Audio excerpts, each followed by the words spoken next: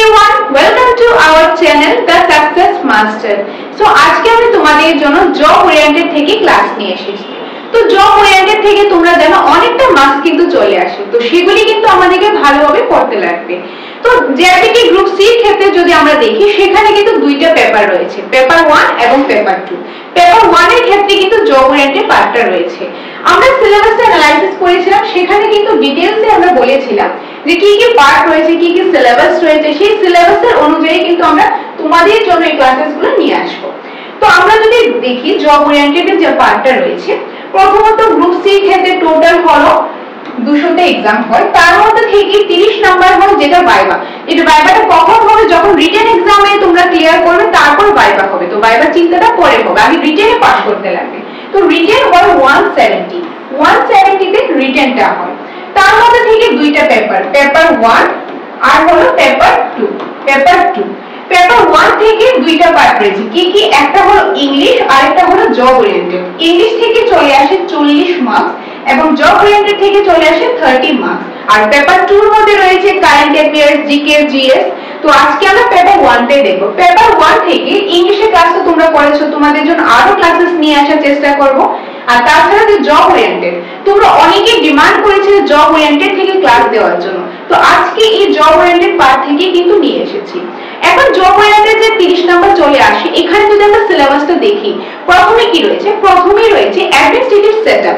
এটার মধ্যে কিন্তু অনেক কিছু চলে আসবে, পলিটি কিছু পার্ট চলে আসবে, যেরকম আইন বিভাগ, শাসন বিভাগ, বিচার বিভাগে যেরকম হাইকোর্ট, সুপ্রিম কোর্ট, এরকম বিভিন্ন জিনিস চলে আসবে এবং ত্রিপুরার কিছু তথ্য রয়েছে সেগুলি চলে আসবে। সেগুলির জন্য তোমাদের জন্য একই করে আমি ক্লাসেসগুলো প্রোভাইড করব। ওকে, তো এই যে কিন্তু চ্যাপ্টার 2 এর মধ্যে মানে জব ওরিয়েন্টেড মধ্যে administrative setup first chapter, second chapter হয়েছে ফান্ডামেন্টাল মানে কম্পিউটার থেকে, বেসিক্যালি কম্পিউটার থেকে যে বেসিক নলেজ, যেরকম এমএস এক্সেল, এমএস ওয়ার্ড বা আরো জিনিস রয়েছে, সেই কম্পিউটারের বেসিক নলেজগুলো, সেটা হলো চ্যাপ্টার 2। চ্যাপ্টার 3 এর রয়েছে পাঞ্চুয়ালিটি, চ্যাপ্টার 4 এ রয়েছে ক্লিনিনেস থেকে। তো আজকে আমরা যেটা থেকে করব, আজকে আমরা চ্যাপ্টার 2 থেকে দেখব। তাহলে এই যে চ্যাপ্টার 2 থেকে জব ওরিয়েন্টেড এর চ্যাপ্টার 2 থেকে দেখব। চ্যাপ্টার 2 থেকে এটা হলো পার্ট 1, কারণ এই চ্যাপ্টার 2 কম্পিউটারের যে নলেজ, এখান থেকে প্রচুর পরিমাণে কোশ্চেন দেখবে চলে আসে। তোমরা প্রিভিয়াস ইয়ার কোশ্চেন একটু অ্যানালাইসিস করবে, দেখবে প্রচুর পরিমাণে কোশ্চেন চ্যাপ্টার 2 থেকে চলে আসে। তো চ্যাপ্টার 2 আজকে হলো ক্লাস নাম্বার 1 পার্ট 1, চ্যাপ্টার 2 থেকে অর্থাৎ কম্পিউটারের পার্টটা থেকে। ওকে, তো তোমরা স্কিপ না করে ক্লাসটা লাস্ট পর্যন্ত দেখতে থাকো, তাহলে আশা করি তোমাদের অনেকটাই কাজে আসবে। এখন তাহলে শুরু করছি আজকে ক্লাস জব ওরিয়েন্টেড থেকে চ্যাপ্টার 2 অর্থাৎ কম্পিউটারের পার্টটা, আর এটা হলো কম্পিউটারের পার্ট থেকে পার্ট নাম্বার 1। ক্লিয়ার? সো এখন যদি দেখি, এখানে কিন্তু আমাদেরকে প্রচুর পরিমাণে কোশ্চেনস করতে লাগবে, আর কোশ্চেনগুলি শুধু পড়লে তো হবে না, সেগুলি পাশাপাশি আমাদেরকে বুঝতে লাগবে, তবেই তো জিনিসটা মাথায় থাকবে। তো এখানে দেখবে তোমরা প্রিভিয়াস একটু অ্যানালাইসিস করবে, বেসিক কোশ্চেন চলে আসে কম্পিউটারের বিভিন্ন, যেরকম এমএস এক্সেল রয়েছে, এমএস ওয়ার্ড রয়েছে, তারপর যেরকম পাওয়ার পয়েন্ট রয়েছে, এগুলি থেকে কিন্তু কোশ্চেনগুলি চলে আসে। যেরকম কম্পিউটারে কি কি জেনারেশন রয়েছে, first generation to fifth generation, কোন জেনারেশনটা কত ইয়ারের মধ্যে রয়েছে, বা কোন জেনারেশনের মধ্যে কোন সময় টাইম শেয়ারিং এর ব্যাপারটা রয়েছে, বা ফার্স্ট জেনারেশনে আগে কি ছিল, এই যে বিষয়গুলি, এগুলি থেকে কিন্তু ছোট ছোট জিনিসগুলি কিন্তু কোশ্চেন চলে আসে। ইনপুট, আউটপুট, প্রসেসর, এরকম বিভিন্ন জিনিস রয়েছে, এগুলি থেকে কোশ্চেন আনসার চলে আসে। তো এখন এইটা থেকে যদি ফার্স্ট কোশ্চেনটা আমি দেখি, ফার্স্ট কোশ্চেন কি রয়েছে? ফার্স্ট কোশ্চেন রয়েছে first generation computer were based on, সাথে সাথে আমি বেঙ্গলিটা দিয়ে রেখেছি। এমনিতে বেঙ্গলিটা তোমাদের সুবিধার জন্য কিন্তু পড়তে লাগবে কিন্তু ইংলিশে, কারণ এই যে টার্মগুলি দেখছো, এই টার্মগুলি কিন্তু ইংলিশেই দেওয়া রয়েছে, জাস্ট বেঙ্গলিতে লেখা। তো ফার্স্ট কোশ্চেনটা কি? প্রথম প্রজন্মের কম্পিউটার কোনটির উপর ভিত্তি করে তৈরি হয়েছিল? প্রথম যে প্রজন্মের কম্পিউটার, তো ফার্স্ট জেনারেশন। কম্পিউটারের বিভিন্ন জেনারেশন রয়েছে, যেরকম first generation, second, third, fourth, fifth, এরকম করে কিন্তু জেনারেশন রয়েছে। তো ওই যে প্রথম জেনারেশনের যে কম্পিউটারটা কিসের উপর ভিত্তি করে সেটা তৈরি হয়েছে, কিসের উপর ভিত্তি করে সেটা তৈরি হয়েছিল, সেটা কি হবে? সেটা হলো ভ্যাকুয়াম টিউব, অর্থাৎ অপশন নাম্বার 4। এই যে ভ্যাকুয়াম টিউব রয়েছে, ভ্যাকুয়াম টিউবের উপর ডিপেন্ড করে কিন্তু ফার্স্ট জেনারেশন কম্পিউটারটা তৈরি হয়েছিল। ক্লিয়ার? তো এটা গেল 1 নাম্বার। নেক্সট 2 নাম্বারে রয়েছে computer build before the first generation computer was, প্রথম প্রজন্মের কম্পিউটারের আগে যে কম্পিউটার তৈরি করা হয়েছিল, যেটা তোমাদেরকে আগেই বলেছি, কম্পিউটারের বিভিন্ন জেনারেশন রয়েছে, বিভিন্ন জেনারেশনে বিভিন্ন জিনিস তৈরি হয়েছে, বিভিন্ন জিনিসের উপর ভিত্তি করে তৈরি করা হয়েছে।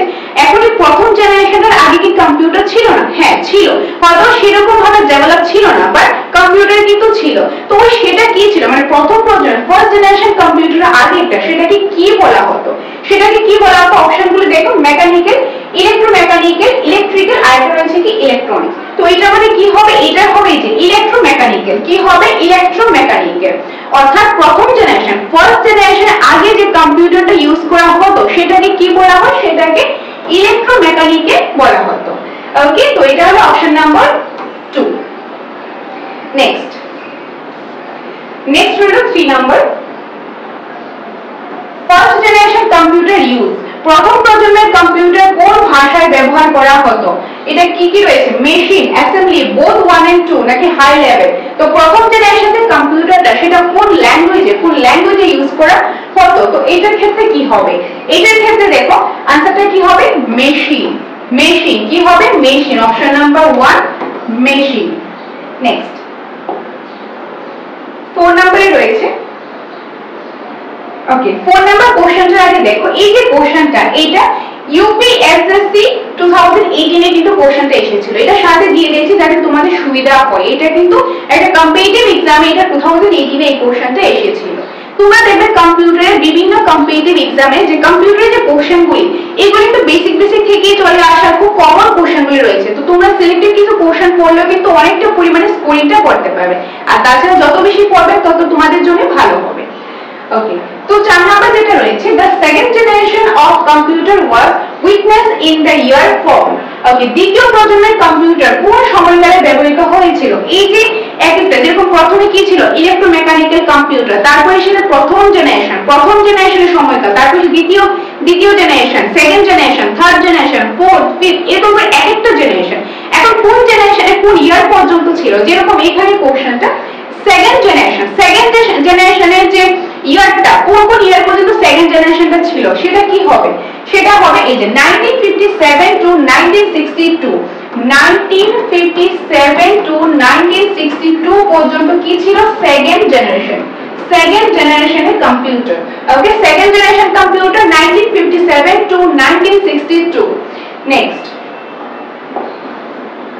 5 number, second generation computers can be characterized largely by their use of, আর এই কোশ্চেনটা এসএসসি সিজিএল 2018 এ এটা এসেছিল।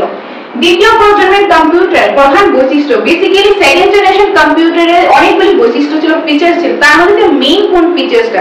সেকেন্ড জেনারেশন কম্পিউটারের যে পার্টিকুলার এটা হলো মেইন যে ফিচারসটা, সেটা কোনটা? সেটা কি কি রয়েছে? ইন্টিগ্রেটেড সার্কিট, ভ্যাকুয়াম টিউব, তারপর হচ্ছে মাইক্রোপ্রসেসর, তারপর ট্রানজিস্টর। তো কারেক্ট আনসারটা কি হবে? এটা যেটা হবে যে ট্রানজিস্টর। ট্রানজিস্টরটা কি? ট্রানজিস্টরটা হলো সেকেন্ড জেনারেশন কম্পিউটারের তার যে মেইন যে ফিচারস অর্থাৎ বৈশিষ্ট্য। Option number 4। নেক্সট রয়েছে 6 number, speed of first generation computer was. প্রতিটা জেনারেশন, ফার্স্ট জেনারেশন, সেকেন্ড, একদম প্রথম থেকে ফিফথ জেনারেশন পর্যন্ত প্রতিটা জেনারেশন অবভিয়াসলি ডেভেলপ হয়েছে। যত বেশি জেনারেশন এসেছে তত বেশি ডেভেলপ হয়েছে, তত বেশি কম্পিউটার কিন্তু স্পিডটাও বেড়েছে। এখন প্রথম জেনারেশনের যে কম্পিউটারটা ছিল, যখন ইউজ করা হতো, যখন বানিয়েছিল, তখন সেই কম্পিউটার স্পিডটা কিরকম ছিল? কোন স্পিডে কাজ করতো? কি কি রয়েছে? ন্যানো সেকেন্ড, মিলি সেকেন্ড, ন্যানো মিলি সেকেন্ড নাকি মাইক্রো সেকেন্ড? তো প্রথম জেনারেশনের যে কম্পিউটার যেটা কোন স্পিডে ইউজ করা হতো? মিলি সেকেন্ডে। প্রথম প্রজন্মের কম্পিউটারের যে স্পিড, গতি ছিল, সেটা মিলি সেকেন্ডে হতো। Option number 2। ওকে, তো আশা করি তোমরা বুঝতে পারছো, তোমাদের কাছে এই ক্লাসটা ভালো লাগছে। কমেন্টের মাধ্যমে অবশ্যই জানাবে ক্লাসটা তোমাদের কাছে কিরকম লাগছে। আচ্ছা, তো তোমাদের জন্য কিছু ইম্পর্টেন্ট ইনফরমেশন রয়েছে। তোমরা অনেকে ফোন করেছিলে, মেসেজ করেছিলে যে আমাদের এখানে স্টাডি মেটেরিয়ালস রয়েছে কিনা, বা আমাদের এখানে যে ক্লাসেসগুলো পড়বে সেটা কিভাবে পাবে। তো প্রথমত আমাদের এখানে কিন্তু জিআরবিটির জন্য এডমিশন চলছে, প্লাস টেটের জন্য এডমিশন চলছে। টেট 1 বলো, টেট 2 বলো, দুটোর জন্য কিন্তু এডমিশন চলছে। জিআরবিটি ক্ষেত্রে গ্রুপ সি, গ্রুপ ডি দুটোর জন্য এডমিশনটা চলছে। আমাদের এখানে যে এডমিশন হলে তোমরা কি কি পেয়ে যাবে? প্রথমত তোমরা সিলেবাসের অ্যাকর্ডিং সাবজেক্ট ওয়াইজ ক্লাসেস পেয়ে যাবে, কোয়ালিটিফুল ক্লাসেস। আমরা সাকসেস মাস্টার ক্লাসের সাথে কোনো রকম কম্প্রোমাইজ করি না। তো তোমরা রুটিনের অ্যাকর্ডিং টপিক ওয়াইজ ক্লাসেস পেয়ে যাবে, সেই ক্লাস নোটস গুলি তোমরা পেয়ে যাবে। তারপর যেরকম weekly mock test, topic wise mock test, ধরো একটা টপিক কমপ্লিট হলো, সেই টপিকের শেষে টপিকটা শেষ হওয়ার পর একটা মক টেস্ট নিয়ে নেওয়া হলো। তো এরকম ভাবে টপিক ওয়াইজ মক টেস্ট নেওয়া হবে দুটোর ক্ষেত্রে, প্রতিটা সাবজেক্টের ক্ষেত্রে, প্রতিটা টপিকের ক্ষেত্রে। প্লাস মান্থে মক টেস্ট নেওয়া হবে, পুরো মাস যা কিছু পড়ানো হলো এক মান্থের শেষে তখন তোমাদের জন্য একটা মক টেস্ট নেওয়া হবে। তো এরকম করে তোমরা উইকলি মক টেস্ট পাচ্ছ, টপিক ওয়াইজ মক টেস্ট পাচ্ছ, মান্থলি মক টেস্টও পেয়ে যাচ্ছ। মক টেস্ট গুলি দিলে কি হয়, নিজে দেখে তোমরা যাচাই করতে পারবে, ডেইলি পড়াটা ডেইলি কিন্তু হয়ে যাবে, নিজেদেরকেও যাচাই করতে পারবে। এটা হলো মক টেস্টের সুবিধা, যেটা আমরা দ্য সাকসেস মাস্টার তোমাদেরকে প্রোভাইড করব। ক্লাস নোটস, মক টেস্ট সম্পূর্ণটাই কিন্তু অ্যাভেলেবেল রয়েছে। তো তোমরা যারা যারা আমাদের সাথে যোগাযোগ করতে চাও, আমাদের এখানে এসে ক্লাস করতে চাও, তোমরা আমাদের সাথে যোগাযোগ করতে পারো এই যে নম্বরে, এই যে স্ক্রিনে দেওয়া নম্বরটা আমি একবার লিখে দিচ্ছি, 6009340523 নম্বরে। এই নম্বরে যোগাযোগ করে তোমরা চলে আসতে পারো আমাদের coaching centre the success master. এখানে এসে তোমরা এডমিশনটা যদি ভালো লাগে এডমিশনটা হয়ে যেতে পারো। আর এখানে কিন্তু রুটিনের অ্যাকর্ডিং তোমরা ক্লাসেস পেয়ে যাবে। আর তোমরা অনেকেই বলেছিলে যে অনলাইন কোর্সটা, হ্যাঁ অনলাইন কোর্সটা আমরা খুব শীঘ্রই নিয়ে আসছি। সেটা কিভাবে নেবে, কবে থেকে পাবে, কি কি পাবে, সম্পূর্ণটা তোমাদেরকে বলে দেবো। সেটার জন্য তোমরা চোখ রাখো দ্য সাকসেস মাস্টার ইউটিউব চ্যানেলের মাধ্যমে। সেখানে সম্পূর্ণ ইনফরমেশন আগামী কিছুদিনের মধ্যেই তোমরা পেয়ে যাবে। আর তাছাড়া তোমাদের জন্য আমরা খুব শীঘ্রই নিউ সারপ্রাইজ নিয়ে আসতে চলেছি, যেটা আই এম শিওর, আমি গ্যারান্টি দিয়ে বলতে পারি যেটা তোমাদের অনেকটাই কাজে আসবে। সেই সারপ্রাইজটা খুব শীঘ্রই আমরা নিয়ে আসবো, সেটার জন্য তোমরা আমাদের সাথে থাকো, পাশে থাকো। আর তাছাড়া তোমরা অনেকেই বলে তোমাদের বাড়ি দূরে, তোমরা এখন নোটসটা নিতে চাও, ক্লাস এখন করতে পারবে না, রোজ এসে ক্লাস করাটা একটু ডিফিকাল্ট হয়ে যায়। তো তোমাদের জন্য কোনো চিন্তা নেই, কারণ সেই সুবিধাও কিন্তু আমাদের এখানে রয়েছে।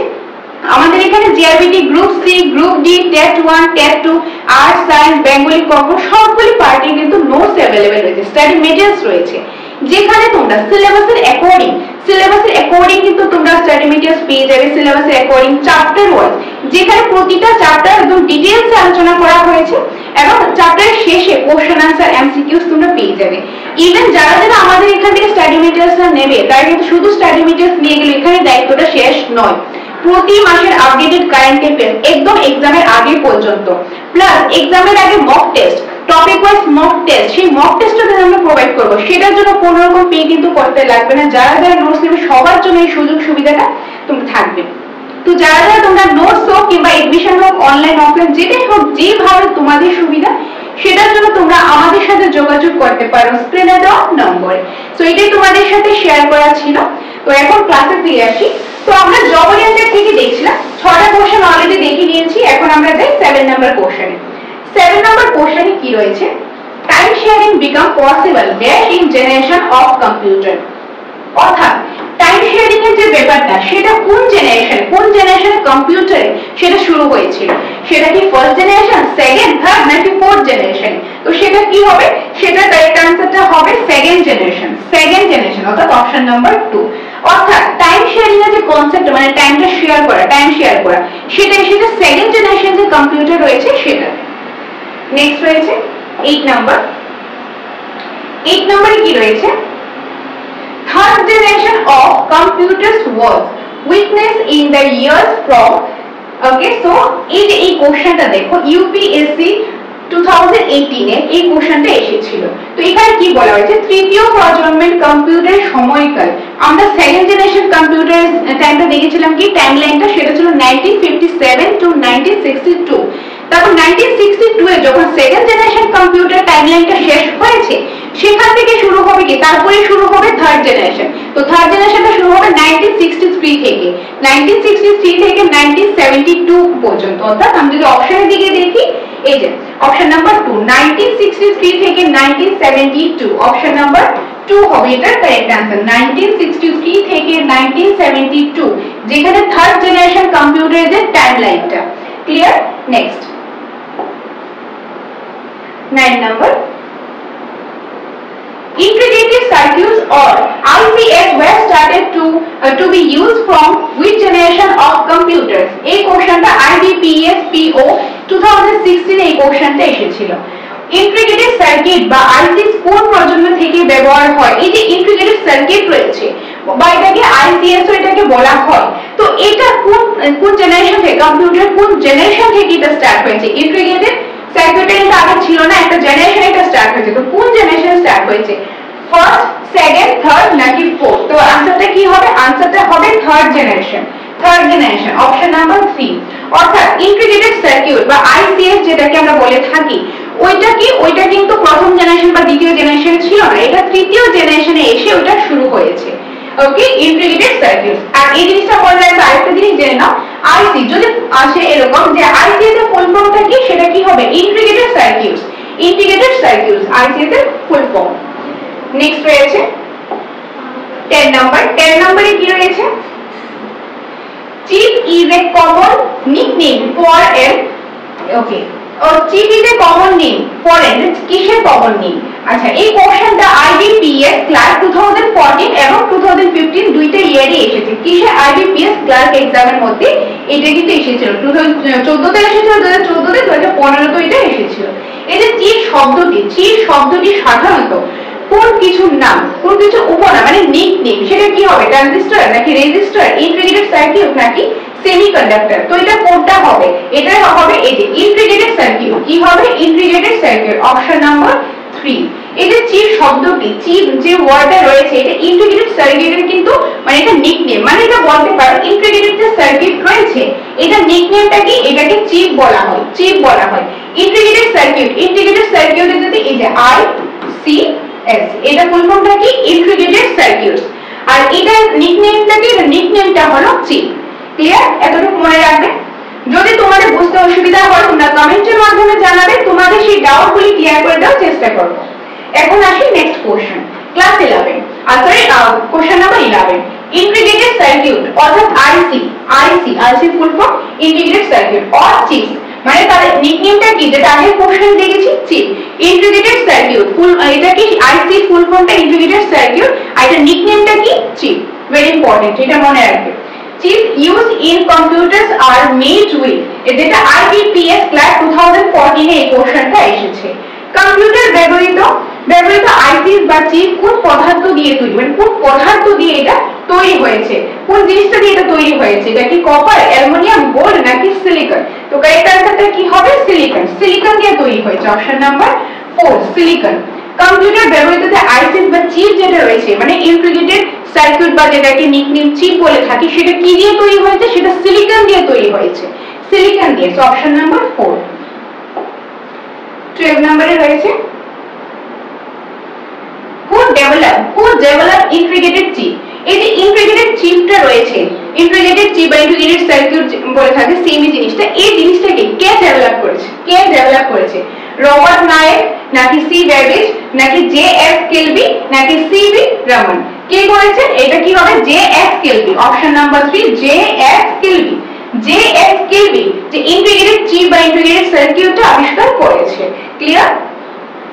Next 13 number. A complete electronic circuit with on a small silicon chip is called, এটা কি হবে? Transistor and other electronic components। এটা কি ওয়ার্কস্টেশন, সিপিইউ নাকি এটা ম্যাগনেটিক ডিস্ক নাকি এটা ইন্টিগ্রেটেড সার্কিট? তো কারেক্ট আনসারটা এটা কি হবে? বা ছোট সিলিকন চিপে একটি পূর্ণাঙ্গ ইলেকট্রনিক সার্কিটকে কি বলা হয়? সো আনসারটা কি হবে? আনসারটা হবে এই ইন্টিগ্রেটেড সার্কিট। কি হবে? ইন্টিগ্রেটেড সার্কিট অর্থাৎ আইসি যেটা শর্ট ফর্ম হলো চিপ। কি হবে? চিপ। ক্লিয়ার? সো এটা অপশন নাম্বার 4 হবে এটার আনসারটা। Next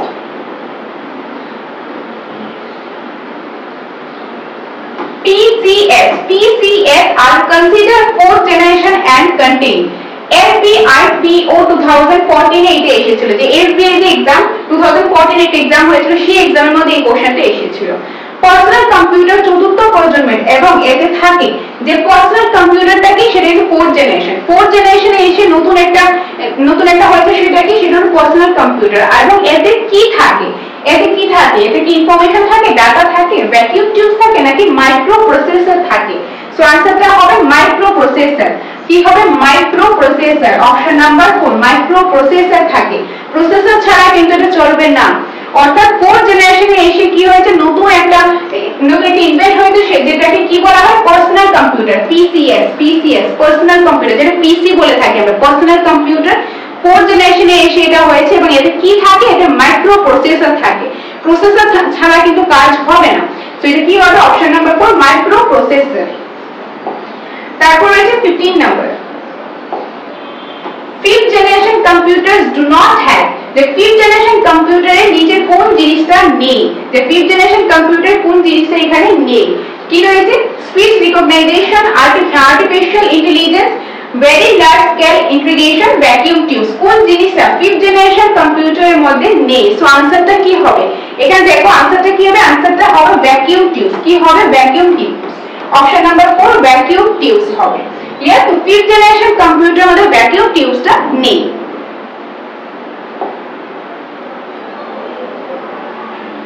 16 small and cheap computers built into several home appliances are of which type, এটা এসএসসি 10+2 2011 এ এটা এসেছিল। বাড়ির বিভিন্ন যন্ত্রে ব্যবহৃত ছোট ও সস্তা কম্পিউটারকে বলা হয়, বাড়ির যে বিভিন্ন যন্ত্র রয়েছে, বিভিন্ন মেশিন রয়েছে, এগুলির মধ্যে খুব ছোট বা সস্তা কম্পিউটার ইউজ করা হয়, সেগুলিকে কি বলা হয়, সেগুলিকে কি বলা হয় main frames, mini computers, micro computers, none of this কি বলা হয়। সো কারেক্ট আনসারটা কি হবে, কারেক্ট আনসারটা হবে micro computers, option number 3 micro computers বলা হয়। যে বাড়ির মধ্যে বিভিন্ন মেশিন রয়েছে, বিভিন্ন যন্ত্র রয়েছে, এগুলির মধ্যে কি হয় ছোট বা সস্তা কম্পিউটার থাকে, ওইগুলিকে বলা হয় মাইক্রো কম্পিউটার। কি বলা হয় micro computer, very important. Next 17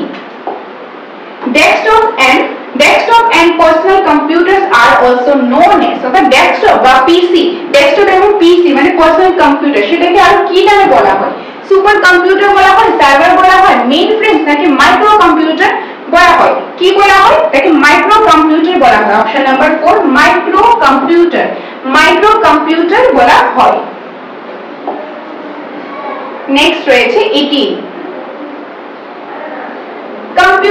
computers that are portable and convenient to use for users who travel are known as supercomputer, mini computer, mainframe computers নাকি ল্যাপটপ, অর্থাৎ ব্যবহারকারীরা ভ্রমণের সময় সহজে ব্যবহার করতে পারে এমন একটি কম্পিউটার হলো। এটা খুবই কমন একটা কোশ্চেন, খুবই ইজি কোশ্চেন, আশা করি এটা তোমরা পারবে।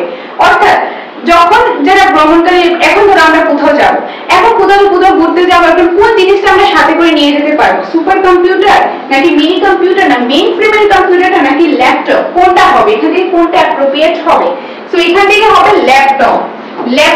কারণ ল্যাপটপে তোমরা ম্যাক্সিমাম ল্যাপটপটা ইউজ করে থাকো বা ইউজ করতে ওকে দেখেছো, ল্যাপটপে দেখবে কোনো ওয়্যারিং থাকে না, এটা আমরা এক জায়গা থেকে আরেক জায়গায় ক্যারি করতে পারি। তো ল্যাপটপটা কিন্তু আমরা এক জায়গা থেকে আরেক জায়গায় নিয়ে যেতে পারি। তো এখানে কি হবে laptop, option number 4। Next 19 which of the following users a handheld operating system, নিচের কোন হ্যান্ডহেল্ড অপারেটিং সিস্টেম ব্যবহার করে, এখান থেকে কোনটা হ্যান্ডহেল্ড যে অপারেটিং সিস্টেমটা রয়েছে, যে কম্পিউটারটা সিস্টেম রয়েছে যেটাকে হ্যান্ডহেল্ড সিস্টেম বলা হয়, সেটা কোন জিনিসটা ইউজ করে থাকে, সুপার কম্পিউটার নাকি পার্সোনাল কম্পিউটার, ল্যাপটপ নাকি পিডিএ, কোনটা হবে। সো আনসারটা কি হবে, আনসারটা হবে PDA, option number 4 PDA. Next রয়েছে 20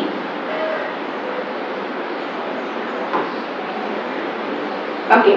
Pumped-up computer is also known as, the pumped-up computer রয়েছে সেটাকে আর কি নামে বলা হয়, সেটাকে পার্সোনাল কম্পিউটার বলা হয় না নোটবুক কম্পিউটার, ট্যাবলেট পিসি নাকি হ্যান্ডহেল্ড কম্পিউটার, কোনটা বলা হয়। সো আনসারটা কি হবে, এখানে যেটা আনসারটা হবে সেটা হলো 4 number handheld computer, option number 4।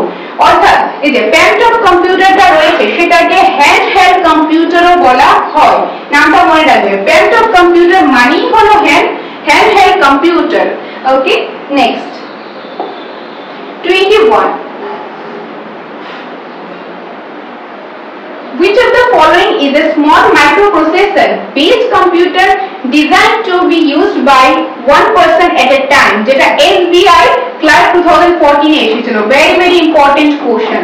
এটা কি বলা হয়েছে, নিচের কোনটি একটি ছোট মাইক্রোপ্রসেসর ভিত্তিক কম্পিউটার যা একবারে একজন ব্যবহারকারী দ্বারা ব্যবহারের জন্য তৈরি। মানে এখান থেকে এই যে অপশনগুলি রয়েছে এগুলির মধ্যে কোন জিনিসটা, কোন মাইক্রো প্রসেসর ভিত্তিক যে কম্পিউটার রয়েছে এগুলিতে কোনটা মানে একটা সময় একজন পারসন ইউজ করতে পারবে, মানে একাধিক পারসন ইউজ করতে পারবে না, একটা সময় একজনই করতে পারবে। কোন জিনিসটা?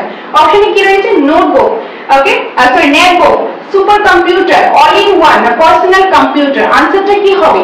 এখানে আনসারটা হবে personal computer. Option number 4 personal computer. মানে পার্সোনাল যে কম্পিউটারটা রয়েছে, পিসি রয়েছে, মানে একজনই কিন্তু একজনই ইউজ করতে পারবে একসাথে, মানে সেম টাইমে কিন্তু ডিফারেন্ট পারসন ইউজ করতে পারবেন না। ওকে, সো এটাই গেল অপশন নাম্বার 4 হবে এটা কারেক্ট আনসার। নেক্সট রয়েছে 22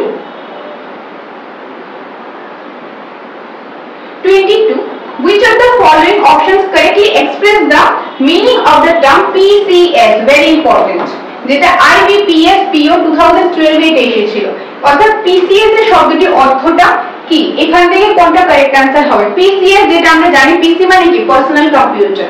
এখানে অপশনগুলি যদি দেখি, independent computers for all working staff, নাকি personal computers widely available to individual workers with which they can access information from their system and increase their personal productivity.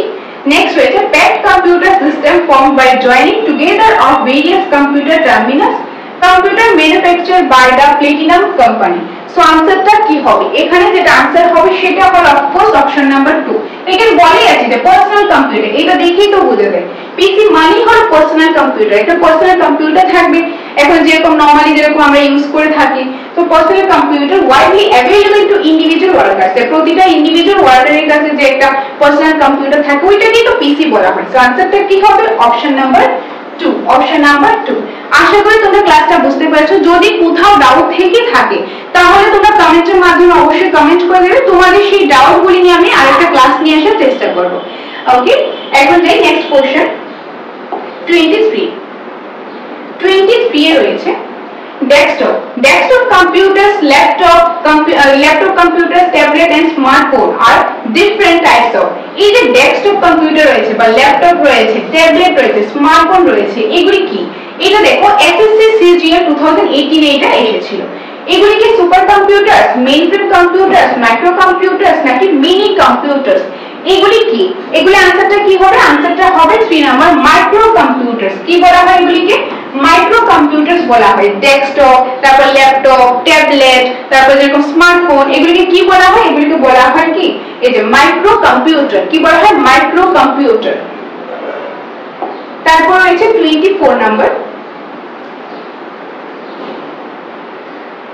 in the context of digital computer, which of the following pairs of digits is referred to as binary code? Very important. SSC CGL 2018 এইটা এসেছিল। অর্থাৎ digital computer প্রেক্ষিতে কোন সংখ্যাগুলি জোড়াকে binary code বলা হয়। মানে কম্পিউটারের মধ্যে কি করে ডিজিটাল যে কম্পিউটার রয়েছে বাইনারি কোড হিসেবে ইউজ করা হয় যেটা পেয়ার। তো ওই পেয়ারটা কি? ওইটা হবে 0 and 1। যদি অপশনে দেখি আমি, এই যে option number 2 0 and 1, option number 2 এগুলিকে কি বাইনারি কোড হিসেবে কিন্তু ইউজ করা হয়। কোথায় ইউজ করা হয়? ডিজিটাল কম্পিউটারে 0 and 1। নেক্সট রয়েছে 25, a central computer that holds collection of data and program for many PCs, workstation and other computer is a super computer, mini computer, laptop নাকি সার্ভার? অর্থাৎ কি বলা হচ্ছে একটি কেন্দ্রীয় কম্পিউটার যা অনেক পিসি, ওয়ার্কস্টেশন ও অন্যান্য কম্পিউটারের জন্য ডাটা ও প্রোগ্রাম সংরক্ষণ করে তাকে কি বলা হয়? ধরো কি একটা অফিস ওয়ার্কের মধ্যে একটা কম্পিউটার এখানে সেটআপ করা হয়েছে। এখন বিভিন্ন ইনফরমেশন, বিভিন্ন এমপ্লয়ি রয়েছে, বস রয়েছে। এখন সবাই কি করে? সবাই যার যার ডাটা রয়েছে সবাই এই একটাতেই পাঠায় ইমেলের থ্রু বা অন্য থ্রু এটাদের মধ্যেই পাঠায়। তো ওইটাকে কি বলা হয়? ওইটাকে কি সুপার কম্পিউটার বলা হয়, মিনি কম্পিউটার বলা হয়, ল্যাপটপ বলা হয় নাকি সার্ভার বলা হয়? ওইটাকে কি বলা হয়? ওইটাকে বলা হয় এই যে অপশন নাম্বার 4 সার্ভার। অর্থাৎ কি রকম? ধরো এটা একটা কম্পিউটার, ওকে, এটা হলো সার্ভারটা। কি? এটা হলো সার্ভার, ওকে, এটা সার্ভার। এখন এখানে কাজ হচ্ছে, এখানে ডাটা এটাতে পাঠালো, এখানে কাজ হচ্ছে, এখানে ডাটা এখানে পাঠালো। এখানেও কাজ হবে, এটা ডাটা এখানে পাঠালো, এখান থেকে মেইন কাজটা এখান থেকে চলছে, মানে সবাই এখানে পাঠাবে বা এখান থেকে সব জায়গাতে আবার যায়, এইখানে মেইন কাজটা চলছে, ওইটাকে বলা হয় সার্ভার। কি বলা হয়? সার্ভার। So option number 4। তারপর রয়েছে 26 নাম্বার, ফার্স্ট মিনি কম্পিউটার ওয়াজ। ওকে, প্রথম মিনি কম্পিউটারটা কোনটা? এটা ইউপিএসএসসি 2016 এ এটা এসেছিল, ভারতের প্রথম mini computer. Very very important, যে প্রথম মিনি কম্পিউটার দাও কোথায়, কোনখানে? ভারতের প্রথম মিনি কম্পিউটার কোনটা? PDP-8। এর কোনটা হবে? তো आंसरটা অ্যাকচুয়ালি PDP-8 ই হবে। এটা হলো ভারতের প্রথম মিনি কম্পিউটার। ওকে, ফার্স্ট মিনি কম্পিউটার ওয়াজ PDP-8, আর এটা তো ভারতের। তারপর রয়েছে which of the following is generally costed? Okay, IBPS CLAT 2015, মানে এখান থেকে কোনটা সবচেয়ে বেশি কস্ট, সবচেয়ে বেশি এটা দামি কোনটা, সবচেয়ে বেশি ব্যয়বহুল কোনটা? তো এখানে কি কি রয়েছে? Server, notebook computer, personal computer, main frame computer. এখান থেকে কোনটা সবচেয়ে বেশি কস্টলি হয়? তো এখানে সবচেয়ে বেশি কস্টলি কোনটা হয়? সবচেয়ে বেশি কস্টলি হয় এই যে মেইন ফ্রেম। মেইন ফ্রেমটা সবচেয়ে বেশি কস্টলি হয়ে থাকে, main frame. 28, the user generally applies dash to access mainframe or supercomputer. ব্যবহারকারী সাধারণত কোন ব্যবহার করে? মেইনফ্রেম বা সুপার কম্পিউটারে প্রবেশ করে, মানে ব্যবহারকারীরা এখান থেকে কোন জিনিসটা ইউজ করে, কোন জিনিসটাকে ইউজ করে যে মেইনফ্রেম বা সুপার কম্পিউটারে এটা প্রবেশ করে, কোন জিনিসটা ইউজ করেন? কি কি রয়েছে? Terminal, note, desktop, handheld. তো आंसरটা কি হবে? आंसरটা হবে terminal. Option number 1 terminal. Terminal use করে মেইনফ্রেম বা সুপার কম্পিউটারে প্রবেশটা করানো হয়। নেক্সট রয়েছে 29 number, first computer of India is. ভারতের প্রথম কম্পিউটার কোনটা? এখানে কি কি রয়েছে? পরম, সিদ্ধার্থ, IBM 370, ক্রে 1। এখান থেকে কোনটা মানে ভারতের প্রথম কম্পিউটার? आंसरটা কি হবে? দেখো এটা যে आंसरটা, এটা তো খুবই কমন একটা आंसर, এটা তোমাদের জন্য হোমওয়ার্ক রইল। খুবই ইম্পর্টেন্ট একটা কোশ্চেন, এটা তোমাদের জন্য হোমওয়ার্ক রইল। এটা তোমরা কমেন্টের মাধ্যমে অবশ্যই জানাবে, যে এটা आंसरটা কি হবে। 29 নাম্বারটা তোমাদের জন্য হোমওয়ার্ক রইল, যে ভারতের প্রথম কম্পিউটারের নাম কি। নেক্সট, আজকের ক্লাসের last question, where was the first computer in India installed? মানে ভারতের মধ্যে প্রথম কম্পিউটারটা কোথায় স্থাপন করা হয়েছিল? আর এটা দেখো ইউপিএসএসসি 2016 এ এটা এসেছিল। তো ভারতের প্রথম কম্পিউটার কোথায় ইনস্টল করা হয়েছিল? Tata institute of fundamental research, যেটা TIFR বলা হয়, সেটা কোথায় রয়েছে? সেটা মুম্বাইয়ে রয়েছে। কোথায় রয়েছে? মুম্বাইয়ে রয়েছে। তারপর ইন্ডিয়ান স্ট্যাটিস্টিক্যাল ইনস্টিটিউট, যেটাকে ISI বলা হয়, কোথায় রয়েছে? এটা কলকাতাতে রয়েছে। তারপর রয়েছে কি কম্পিউটেশনাল রিসার্চ ল্যাবরেটরি, যেটাকে CRL বলা হয়, কোথায় রয়েছে? পুনেতে রয়েছে। আর একটা ইন্ডিয়ান রেলওয়ে, যেটা নিউ দিল্লিতে অবস্থিত। কোথায় অবস্থিত? নিউ দিল্লিতে অবস্থিত। একটা কোশ্চেনের মাধ্যমে কিন্তু আমরা অনেক কিছু জানলাম, খুবই ইম্পর্টেন্ট, ভেরি ভেরি ইম্পর্টেন্ট। তো এই যে প্রথম কম্পিউটারটা কোথায় ইনস্টল হয়েছে, এখান থেকে কারেক্ট আনসারটা কোনটা হবে? এই যে option number 2 Indian statistical institute ISI, অর্থাৎ কলকাতাতে। ঠিক আছে, যে কলকাতাতে ভারতের মধ্যে সর্বপ্রথম কলকাতাতে স্থাপন করা হয়েছে কম্পিউটারটা। কোথায়? কলকাতাতে। এখন যদি বলি কোন ইনস্টিটিউশন করা হয়েছে, সেটার নাম কি?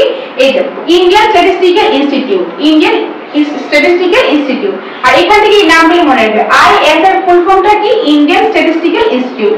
এখন ISI কোথায় রয়েছে? কলকাতাতে রয়েছে। আর এখানে কি করা হয়েছে? এখানে প্রথমবার ভারতের প্রথম কম্পিউটার স্থাপন করা হয়েছে। আর যদি কিছু জিনিস দেখি, এই যে TIFR তার পুরো নাম কি? Tata institute of fundamental research. এই ফুল ফর্মগুলি মনে রাখবে, কোন জায়গাতে রয়েছে সেটাও মনে রাখবে। ওকে, তো এটাই গেল কোশ্চেন নাম্বার 30, যেটা আনসারটা হলো অপশন নাম্বার 2। ওকে, সো আশা করি তোমাদের ক্লিয়ার হয়েছে। আজকের জন্য এতটুকুই রইল। নেক্সট ক্লাসে আমরা ডিসকাস করব যে পরের যে পার্টগুলি রয়েছে সেগুলো। তো তোমাদের কাছে ক্লাসটা কিরকম লেগেছে অবশ্যই কমেন্টের মাধ্যমে জানাবে। আর তাছাড়া তোমাদের যদি নোটসের প্রয়োজন হয়, স্টাডি মেটেরিয়ালস, বা তোমরা আমাদের এখানে এসে ক্লাসেস করতে চাও কিংবা অনলাইন ক্লাস করতে চাও, যেভাবে তোমাদের সুবিধা, আমাদের এখানে খুব যত্ন সহকারে কিন্তু ক্লাসেসগুলো করানো হয়। যেখানে TET 1 TET 2 দুটোর জন্য এডমিশন চলছে, এবং জিআরবিটির জন্য কিন্তু এডমিশনটা চলছে, group C group D both. Okay, তো যারা যারা তোমরা টেটের জন্য এডমিশন নিতে চাও শীঘ্রই আমাদের সাথে যোগাযোগ করো, কারণ আমাদের এখানে সিটটা কিন্তু লিমিটেড রয়েছে। সেম কিন্তু জিআরবিটির ক্ষেত্রে আমাদের একটা ব্যাচের মধ্যে খুব বেশি সংখ্যক আমরা ক্যান্ডিডেট রাখি না, লিমিটেড থাকে যাতে সবার সুবিধা হয়, কারো অসুবিধা না হয়, সেই জন্য যেখানে কোয়ালিটিফুল ক্লাসেস প্রোভাইড করে থাকি। প্লাস আমরা সেখানে কিন্তু class notes, weekly mock test, topic wise mock test, monthly mock test, তো কোর্সের শেষে পুরো সিলেবাস থেকে মক টেস্ট সম্পূর্ণটা কিন্তু ইনক্লুড থাকবে এডমিশনের সাথে। তো যারা যারা এডমিশন নিতে তো শীঘ্রই আমাদের সাথে যোগাযোগ করো। আর তাছাড়া তোমরা অনেকে বলেছিলে জিআরবিটি যে কোর্স ফিটা কত, দেখো জিআরবিটির ক্ষেত্রে কিন্তু আমরা কোন রকম এডমিশন ফিস রাখছি না, শুধুমাত্র মান্থলি পেমেন্ট। 6 মান্থের কোর্স মান্থলি পেমেন্টটা হলো 500 করে। তো তোমরা জাস্ট মান্থলি পেমেন্টের মাধ্যমে কিন্তু তোমরা এই কোর্সটা পেয়ে যাবে। আর বাকি ডিটেইলসটা জানতে চাইলে তোমরা আমাদের সাথে যোগাযোগ করতে পারো স্ক্রিনে দেওয়া নম্বরে 6709340523 নম্বরে। এই নম্বরে যোগাযোগ করে তোমরা ডিটেইলসটা জেনে নিতে পারো। তোমাদের শুধু স্টাডি মেটেরিয়ালস প্রয়োজন হলে সেটাও পাবে, তোমাদের ক্লাসেসের প্রয়োজন হলে সেটাও পাবে, অনলাইন হোক কিংবা অফলাইন। ওকে, আর খুব শীঘ্রই তোমাদের জন্য সারপ্রাইজ নিয়ে আসতে চলেছি, সেটার জন্য তোমরা চোখ রাখো দ্য সাকসেস মাস্টার ইউটিউব চ্যানেলের মাধ্যমে। আর তাছাড়া আরেকটা ইম্পর্টেন্ট ইনফরমেশন, তোমরা অনেকেই বলেছিলে যে হোয়াটসঅ্যাপ গ্রুপে জয়েন হতে পারছো না, গ্রুপটা ফুল হয়ে গেছে। হ্যাঁ, গ্রুপটা ফুল হয়ে গেছে। জিআরবিটির জন্য সেপারেট ভাবে একটা গ্রুপ ক্রিয়েট করব, সেই গ্রুপের মধ্যে তোমরা অ্যাড হয়ে যেতে পারো। সেই গ্রুপের যে লিংকটা সেটা এই ভিডিও ডেসক্রিপশনে বা কমেন্টের মধ্যে দিয়ে দেবো, সেখানে তোমরা জয়েন হয়ে যেতে পারো। সেখানে তোমরা জিআরবিটি রিলেটেড সেই ইনফরমেশন পেয়ে যাবে। আর তোমাদেরকে এই যে পিডিএফটা, এখন যে পিডিএফটা দিয়ে ক্লাস করানো হয়েছে, এই পিডিএফটা তোমাদেরকে সেই গ্রুপের মধ্যে আমি প্রোভাইড করে দেবো। তো যারা যারা গ্রুপে জয়েন হতে চাও শীঘ্রই গ্রুপে জয়েন হয়ে যেতে পারো। আর তাছাড়া একটা ইম্পর্টেন্ট ইনফরমেশন, আমাদের ফেসবুকে নতুন একটা পেজ রয়েছে যেটার নাম হলো দ্য সাকসেস মাস্টার। তোমরা সেই ফেসবুক পেজের মধ্যে ফলো করে নেবে, কারণ ওইখানে সম্পূর্ণ information, job related information, class related information, study materials বলো, অনলাইন ক্লাস, অফলাইন ক্লাস, সম্পূর্ণ ইনফরমেশন আমরা ইউটিউবের মাধ্যমে দিয়ে দেবো। আর বিভিন্ন তথ্য আমরা ফেসবুক পেজের মাধ্যমে দিয়ে দেবো। তো তোমরা আমাদের এই নতুন যে ফেসবুক পেজটা যেটার নাম দ্য সাকসেস মাস্টার, ফেসবুকে গিয়ে তোমরা সার্চ করে পাবে, সেটাতে ফলো করে নিও, বা আমরা এই ভিডিও ডেসক্রিপশনে কিংবা কমেন্টের মধ্যে সেইটার লিংকটা দিয়ে দেবো। ওকে, সো এটাই ছিল আজকের ভিডিও। দেখা হবে তোমাদের সাথে পরবর্তী কোনো একটা ক্লাসে। ততক্ষণ তোমরা প্রিপারেশনটা করতে থাকো।